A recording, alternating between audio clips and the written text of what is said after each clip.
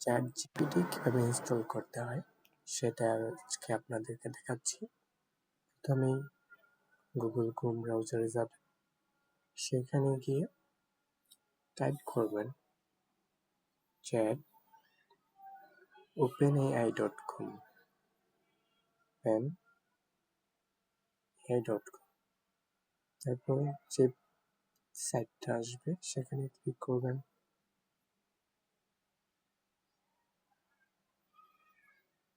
Verify করে নেবেন।